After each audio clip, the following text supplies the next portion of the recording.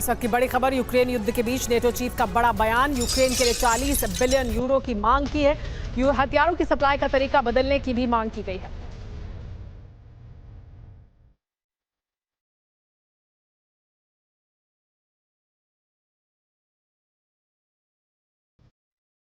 देखिए, हथियारों की सप्लाई का तरीका बदलने की भी मांग की गई है।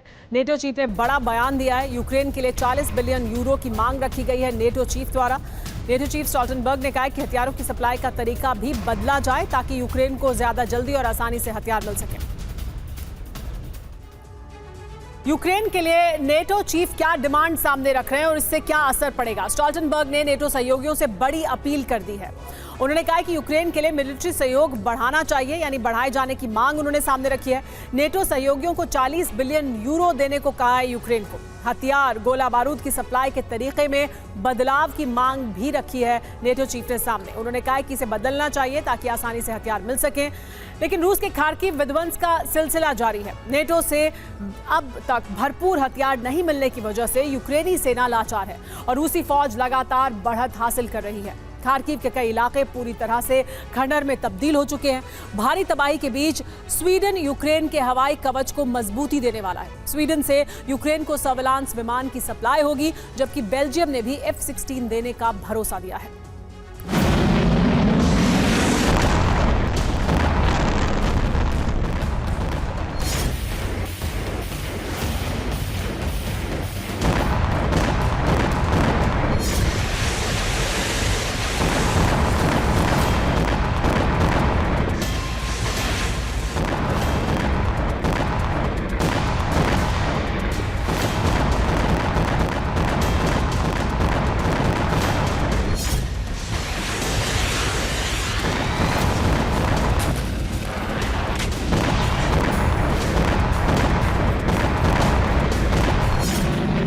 डोनेट्स्क चल रहा है, खार्किव धधक रहा है।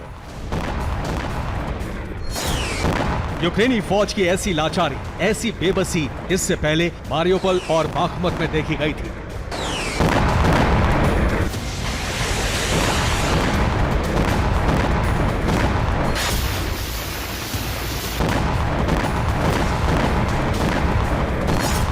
खार्किव के बड़े बड़े इलाके बाख्मुत की तरह ही वीरान हो चुके हैं। इमारतें खंडहर बन चुकी हैं। जमीन का रंग बमबारी और मिसाइलों के प्रहार से काला हो चुका है।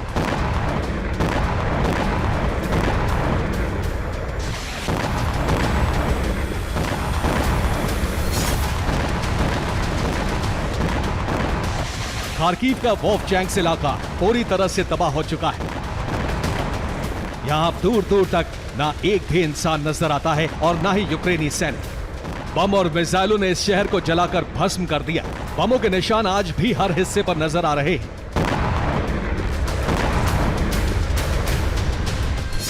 वोल्फचैंक्स की आबादी 18,000 थी।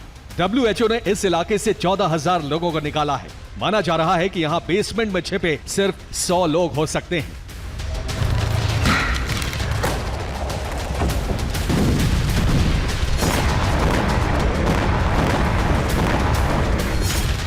रूसी सीमा की तरफ से यूक्रेनी फौज करीब 9 किलोमीटर तक खार्किव में कब्जा कर चुकी है। खार्किव को जल्द से जल्द खाली कराने के लिए रूसी फौज अब थर्मोबैरिक बम का इस्तेमाल कर रही है, जिससे बड़ी तबाही हो रही है।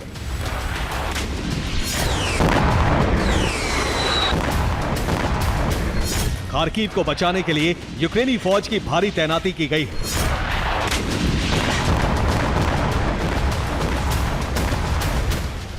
रूस ने यूक्रेन के एक MiG-29 को गिरा दिया।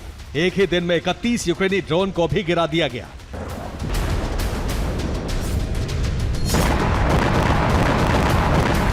यूक्रेन को सबसे बड़ा नुकसान डोनेट्स्क और लुहांस्क के इलाकों में हुआ।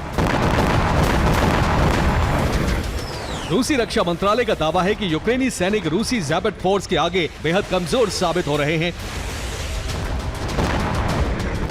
रूसी ज़ैबेट बटालियन ने भारी हमले करके यूक्रेनी सैनिकों का संहार शुरू कर दिया है।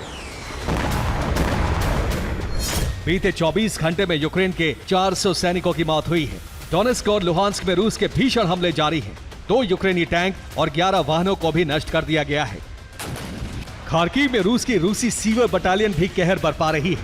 खार्किव में यूक्रेन के तमाम पलटवार को नाकाम किया गया है और 165 यूक्रेनी सैनिकों की मौत हो गई। यूक्रेन को हार से बचाने के लिए कई नेटो देश जल्द से जल्द कीव में हथियार पहुंचाने में जुट गए हैं।